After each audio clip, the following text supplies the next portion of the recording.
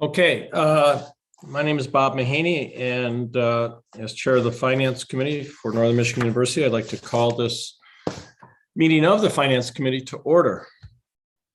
I believe,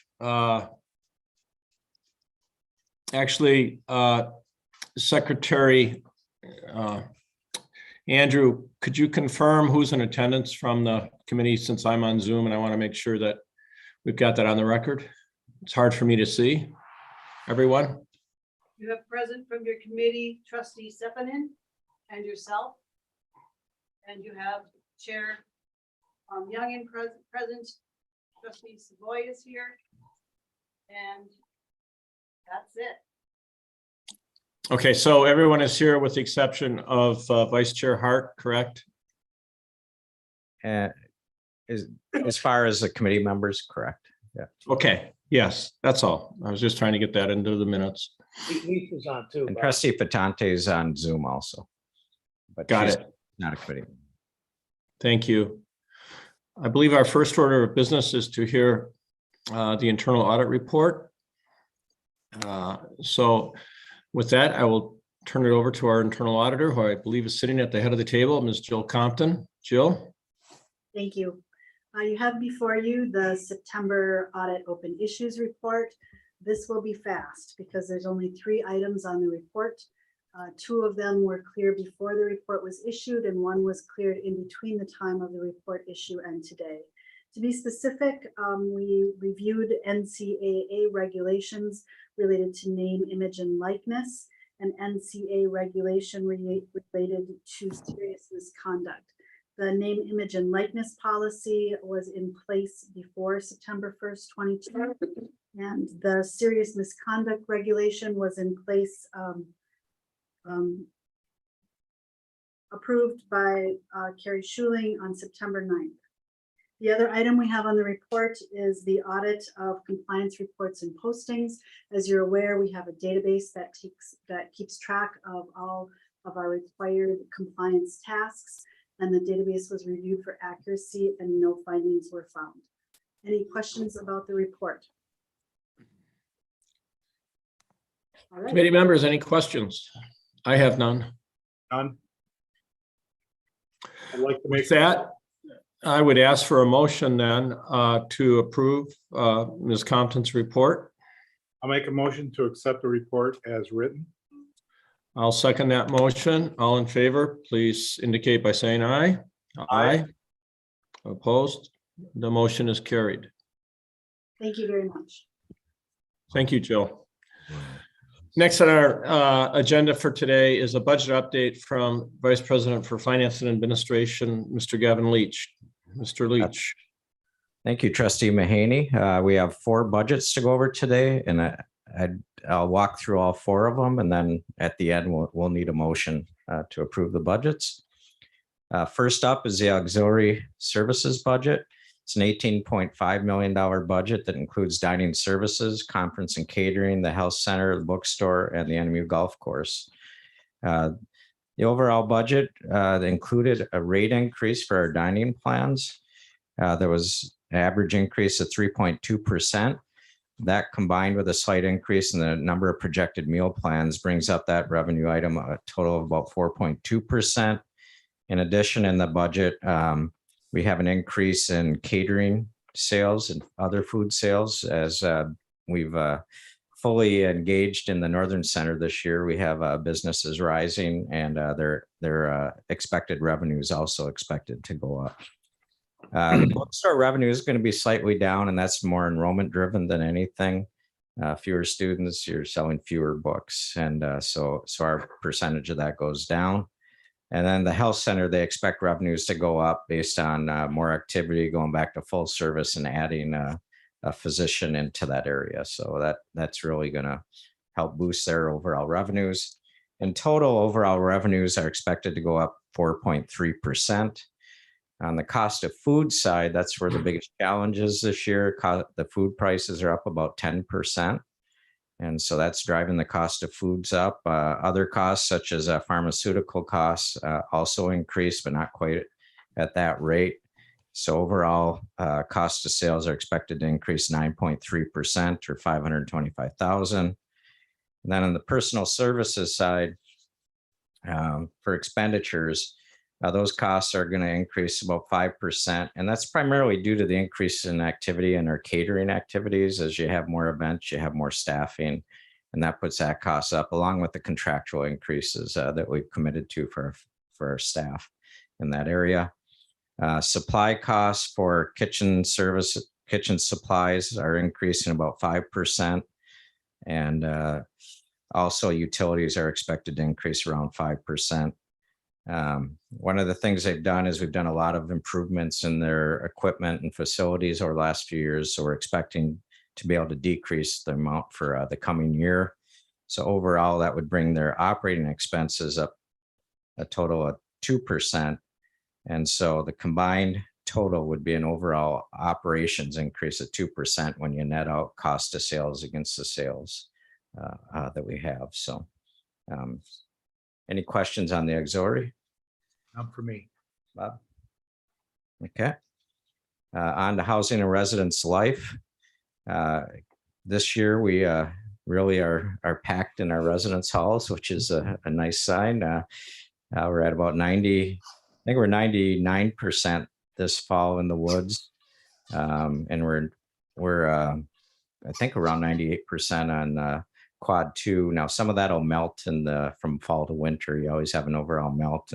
But even with that, we're expecting an occupancy rate of 98% in the woods for the year and about 92% for quad 2, which are substantially higher than prior years. We did convert some rooms on the top floor of Myland into sort of apartment style rooms. And then we ended up utilizing Spooner this fall, but we expect that to empty out as the melt occurs from fall to winter, and everything should be back down campus by the winter semester.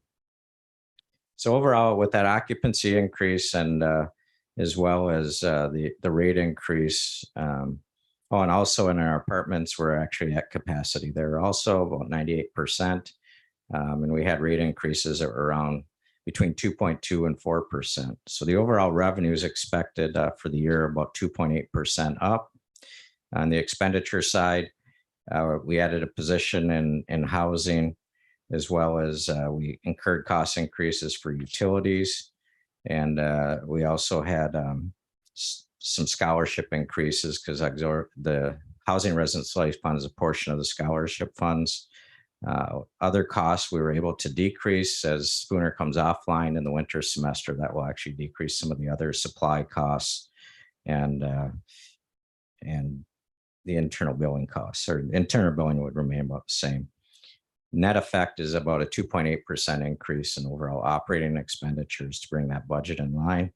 And that included, again, the ability to have that higher occupancy enables us to reserve more dollars for future renovations on those facilities. So you see a larger increase in the capital equipment line item. Any questions on that one? All right, now on to the general fund. I'm going to do a PowerPoint on the general fund just to walk through that a little bit more. There we go. General fund, the first thing I'm going to do is just do a little bit of history lesson here on state funding, looking at our operational trends. Also, if you look at state funding over the past couple decades, you can see a significant decline. Whereas in the 90s, early 90s, we were funded 70% by the state and 30% by tuition. It's almost the exact opposite as you get into this year, as state fundings remained fairly flat during that time period and actually decreased since 2002. That's obviously put pressure on tuition and fees. You can see over the last decade alone is our average increase in appropriation has been about 0.8% for operations. So not a lot of dollars to fund our overall operations at the university. On the enrollment side, we've been in a decline for several years. And we look back at the other universities, at least over the last 5 years, where we had clear data. And you can see that while we're declining, most of the universities across the state, especially the regionals, are also declining. And this is through fiscal year 21 is the latest year we had comparable data for all the schools. If you look at ours overall, in the last, not just the last 5 years, but the last decade, we've gone down about 28%. And so that affects your overall net tuition revenue you actually collect while you have rate increases. A lot of that gets offset by enrollment declines. And so that's where you see the pinch on the ability to invest in certain areas. You look at our net, the effect of that is shown here on the last 10 years is even though we've had rate increases 3-4%, the actual revenue we're bringing in is 1.4% as enrollment has really hit part of that revenue cycle. On the general fund expenditures, we've had to adapt our operations to the size of our enrollment on an ongoing basis to remain structurally sound going forward. And really protecting the future is what we're trying to do in long-term sustainability.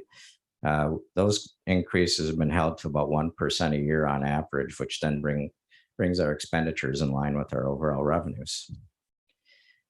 Looking at the general fund budget for this year, there's several key factors that come into play. First one we've talked about a little bit is state appropriation. Enrollment obviously still plays a big factor, as it's 2/3 of our revenue now is really enrollment based. Tuition and fees, as far as a rate and impact on enrollment, financial aid, personnel costs, new investments, inflationary increases. And I'll talk a little bit more as I get into the expenditure side of the budget on MEPSers, where we did achieve a significant change in legislation in the way the state charges us for MEPSers pension costs. Huge pay down in our liability, which will benefit the university's operating costs this fiscal year. First up, state appropriation. For operations, it gives us about a 2.1% increase, which equates out to around $1 million. Tuition and fees, as I mentioned, even though we increased tuition and fees 3.9%, our actual tuition and fee revenue is only a 0.1 increase because of the enrollment loss. Financial aid, this was some rate adjustments as well as moving to test blind, which with our automated scholarships increase our overall financial aid costs about $700,000, and then some minor increases from orientation fees. So the net effect of our overall revenue changes is $485,000 or 0.4%. If we look at the operational based budget side of the general fund, personnel costs are our largest costs in the general fund. They're expected to increase $2.7 million. That includes our contractual compensation increases. That also includes projected minimum wage increases, and includes promotions also. Many of them are built into the contracts, and those are additional costs that impact the overall total. We also made previous approval of investments in speech, language, and pathology and Title IX compliance position for $200,000. When you look at supplies, materials, and support for designated operations, a big thing we looked at this year more deeply in discussions with academic departments over the summer was what their needs were in their labs. And we worked through that, and we're going to be moving an additional $145,000 into academic labs, $110,000 primarily into the sciences, with some other support going to the marching band, who's increased in size and hasn't changed over their equipment in a long time, and also theater for their supply costs. They're putting on more productions. Another piece in the supply area is cost for contractual travel, and then other inflationary increases, which includes our insurance, facility supplies, software, and athletic travel costs for team travel, as gas prices and hotel prices are up significantly this year. One area we've been working on increasing is our library acquisitions budget. And we have a goal of increasing about $50,000 a year for the next 4 years, or $200,000. And this year we have $50,000 built in for that. rate increases are happening for utilities. And we're hoping that this will be enough for this year, but that could be challenged depending on what prices do out on the market. Then we also offset some of these costs from some reductions in software. We're able to offset about $300,000 and also recapture some support from auxiliary services as their revenues has increased. So the overall net projected base expense increase is $3.1 million or 2.6% before MEPSR savings and any new investments. The MEPSR savings I'd mentioned earlier is we were able to work with the state to pay down a little over half of our outstanding unfunded liability this year. Took a lot of effort, and working as a team with the other schools, we were able to get the legislature and the executive branch to pass a bill to reduce those costs significantly. The effect of that is that we have some major operational savings from that. And for the general fund portion of those savings, it's about $2.6 million. So that really helped us bring the overall structural piece in balance before we looked at new investments. So the net effect after using MEPSRs to offset the expenditure increases was $485,000 in expense increases, which would balance the budget overall structurally before new investments. And the next slide just summarizes that. Some areas where we're looking at new investments that really there's one-time investments until we identify structural funds. We utilize reserves until we identify those funds. But Carrie and Dale and I have been working closely together, and we think we've identified enough dollars to bring it into structural balance to offset these costs. We're investing in additional embedded advisors, increases in mental health and disability service support, IT support on position, strategic planning, institutional effectiveness position, some additional support for the foundation. It's net support. They had some other dollars that they could reallocate. The net effect was about $50,000 is what they had that they needed. And public safety needed a dispatcher. They only had one, and they have 24-hour service. And so we really needed to get another dispatcher in there on the rotation. And the other piece was one additional officer, because at nighttime they only had one officer on duty, and that's when a lot of activity occurs on campus. So, so the total overall, and two admissions counselors as we look at expanding our recruiting into new markets. We expect that would bring additional revenue in the future to offset those costs looking forward. So overall, one time is about $784,000. And again, Carrie and Dale and I have been working, and we will be able to wrap that into the total budget. So it's overall balanced structurally.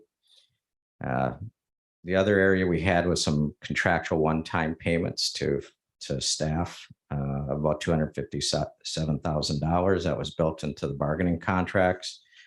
And then with the software we use, as structural savings is in place, but we have to pay the first half year of that, the remaining half year on that contract. So that's a total of $435,000.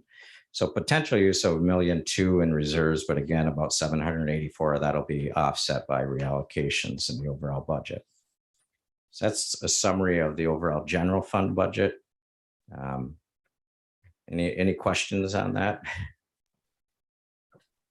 Okay. On to the designated fund budget. And this budgeting is about $7.9 million. It includes athletics, recreational services, national training site, business intelligence, charter schools, printing services, the warehouse, continuing ed, the Bear Center, Bomir, and public safety programs, as well as the UP Cybersecurity Institute. For that budget, they're looking at grant revenue increasing by about $10,000.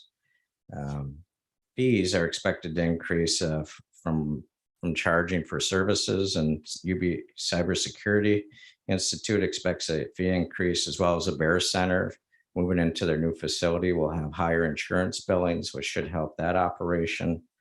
And events at the Berrien Dome have been rising significantly, so that's helping fund those operating costs long term, which is very much needed from that area. Ticket sales are going to be slightly down for athletics because there's fewer home games this year on the schedule, and hopefully next year that'll reverse. So we have additional home games every now and then. You have years where they offset on the number of home games versus away games.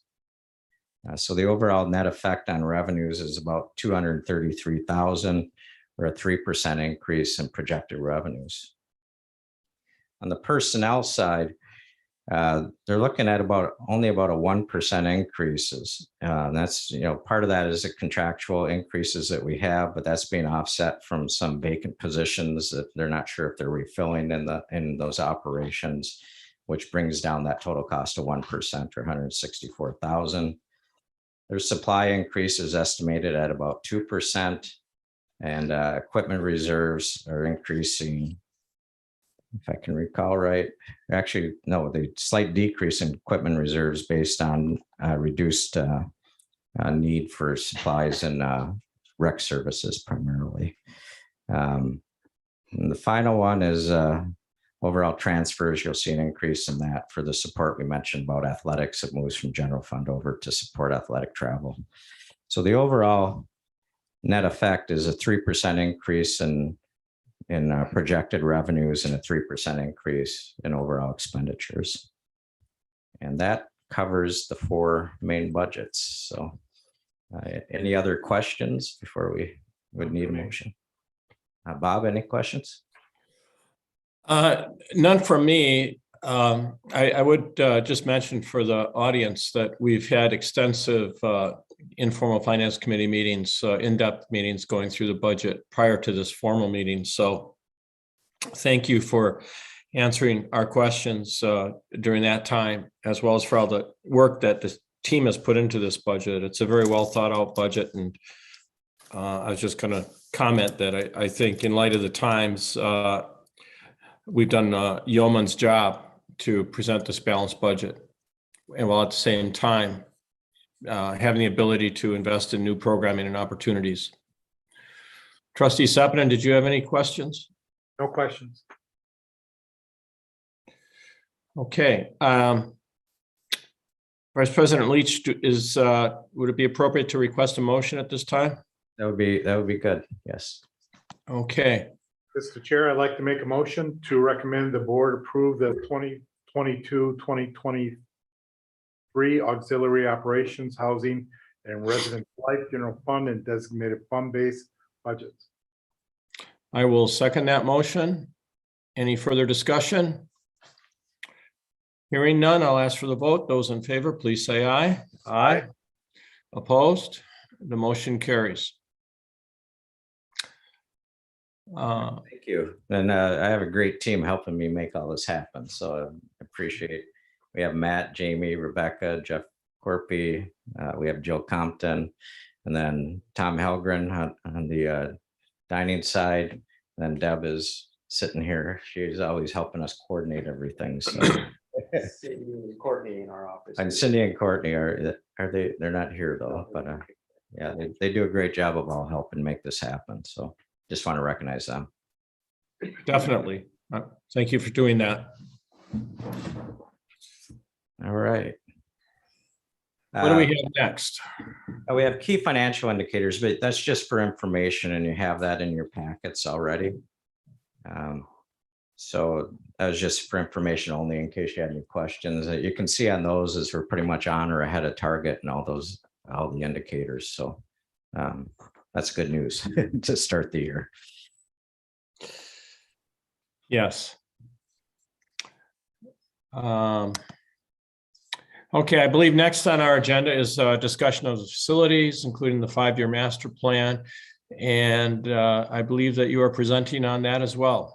That's correct. And I'm going to have Jim and Kathy come up front too, just in case you have some in-depth questions. Great. So I'm just going to first walk through a quick update on where we are in the capital projects that we've been working on. And then we'll follow that up where we need approval of the 5-year facilities plan that we submit to the state along with the priority project. That'll be followed by long-term maintenance projects and then projects over 250,000 where we need additional approval.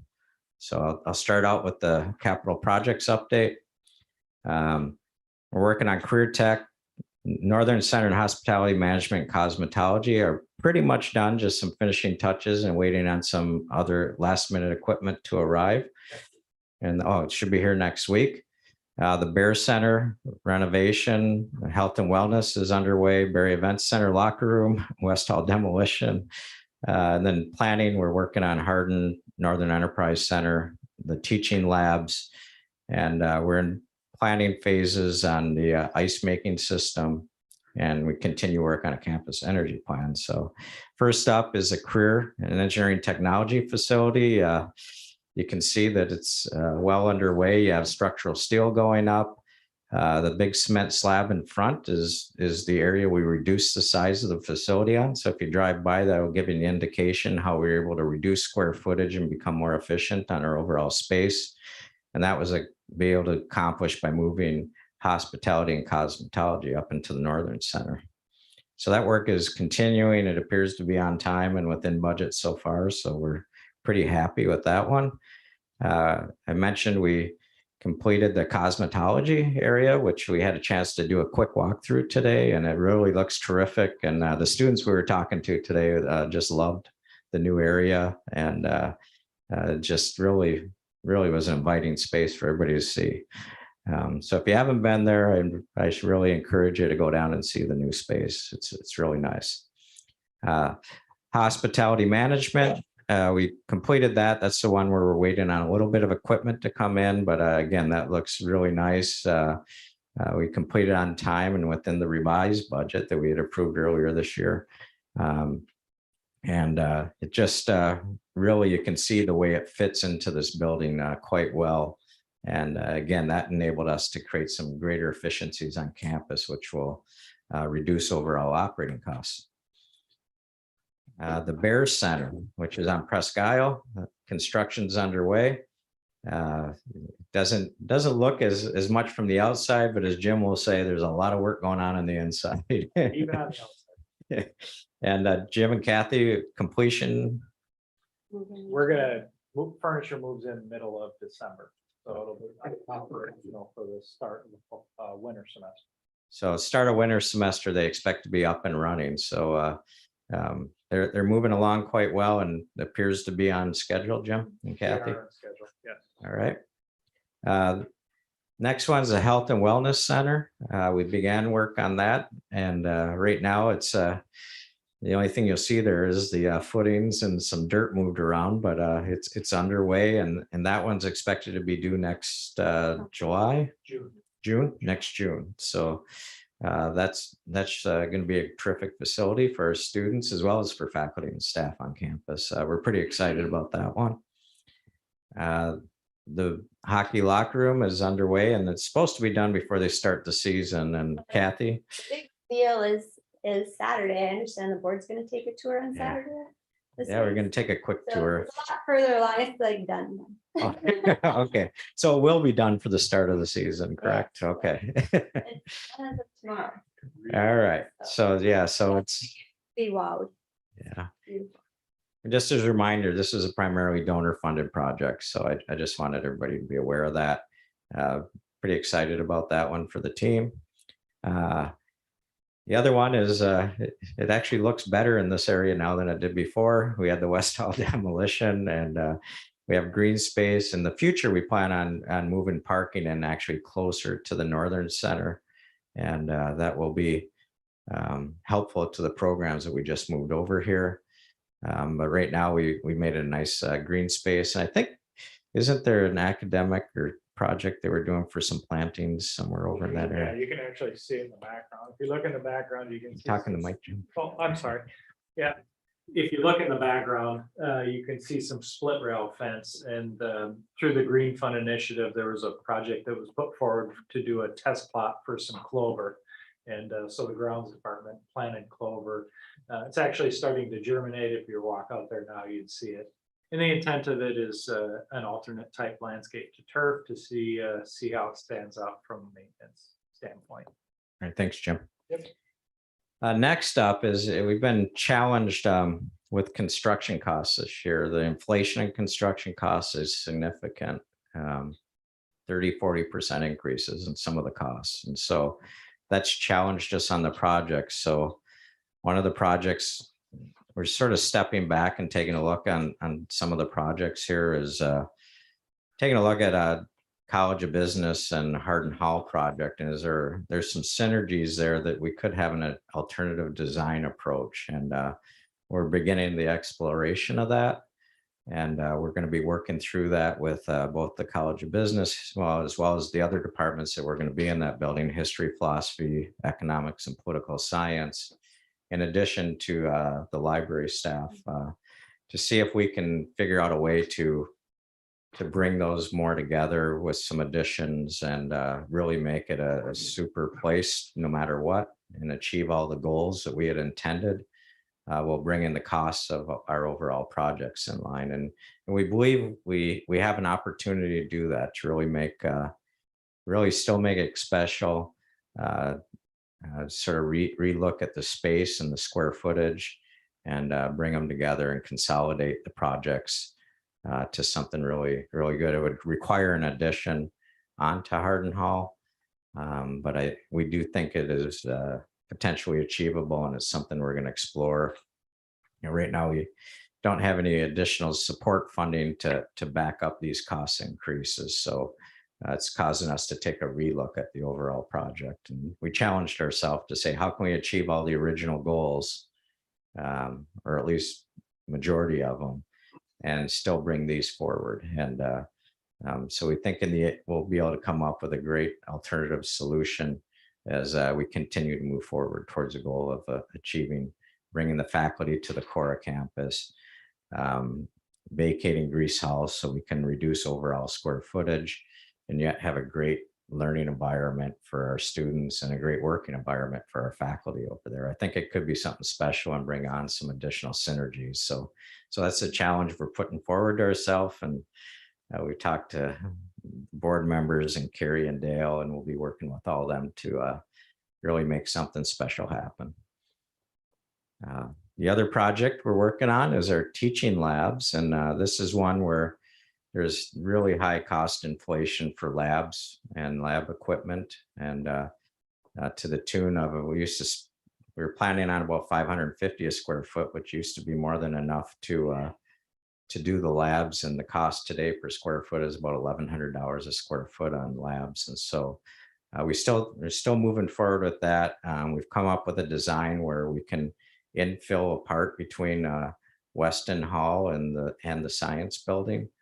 We're going over that with architects to see if that will work. It would basically extend a hallway along the connector and sort of integrate those two buildings quite well together. So that's moving forward as planned.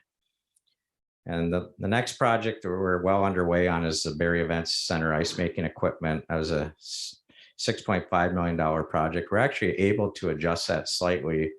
We've had a long time plan to narrow the ice sheet, and so we're able to narrow that ice sheet. It would actually reduce our operating costs going forward because we have less ice to cool, and build sort of a little wider area around the boards and replace the boards and the plexiglass and stay within the original budget. So it was an interesting alternative solution that we've been able to come up with at the end. So those are the capital projects that we have all underway right now. So it's been a busy summer, and it's going to be a busy fall and winter too as we look forward. The other thing we've been working on is a campus energy master plan with our carbon neutrality committee, and we're still in that process, continuing to work on a draft, and we'll be hopefully bringing something forward in December 2022 on that. And that concludes an update on our capital projects. Any questions before I move on to the 5-year facilities plan? None for me. Bob? No, no questions here. Thank you. Thank you. And 5-year facilities plan is a plan you need to update and submit to the state on an annual basis. And so we've provided that in your materials.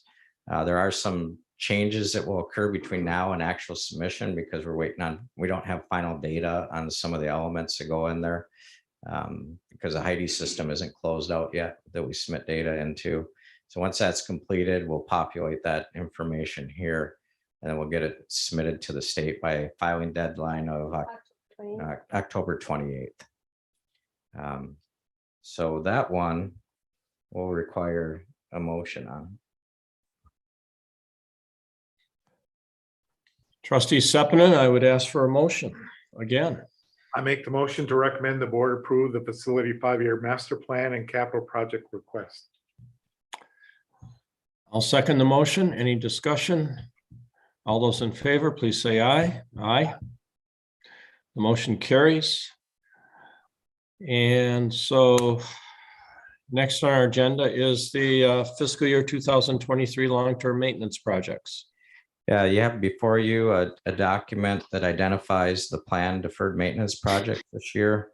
We have $2.4 million in maintenance projects for state facilities identified this year.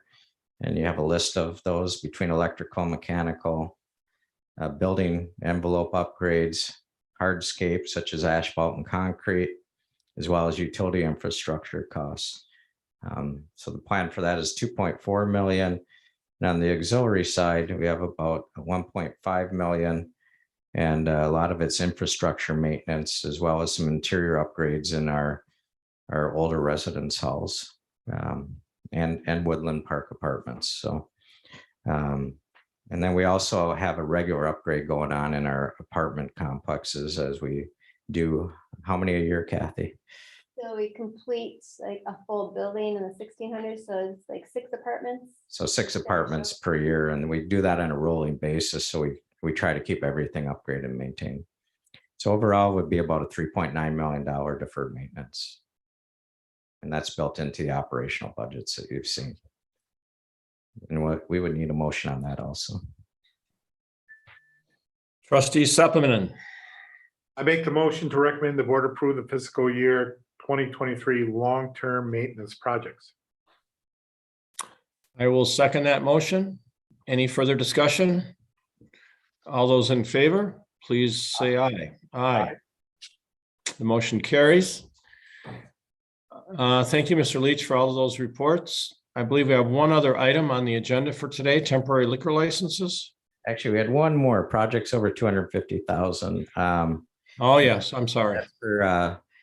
While we've talked and we approve moving forward on capital projects, when we do actually do the capital projects, we come back for final approval. And the one we're asking for is a Berry Event Center ice making system, previously approved 435,000. So the remaining on that project is 6,065,000. And then the Health and Wellness Center project, which we had told you previously that we had upped the budget. We're just bringing it forward for official approval. And so we would need a motion on that also for projects over 250. Well, this is one broken record, but Trustee Sepinen. Mr. Chair, I'd like to make the motion to recommend the board approve the projects over $250,000. And I will second that motion. Any further discussion? Hearing none. All those in favor, please say aye. Aye. Opposed? The motion carries.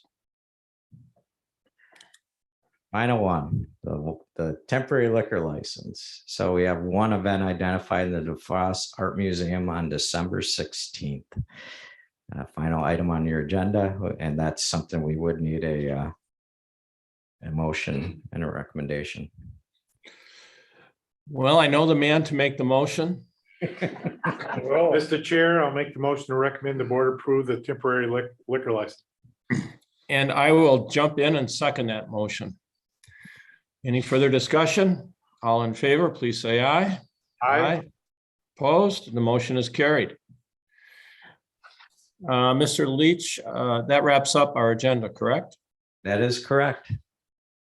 Well, in 39 minutes, we covered what took months and months of great work by your staff, your team, as well as yourself and the leadership team of the university. So thank you for all the work that went into all of today's agenda.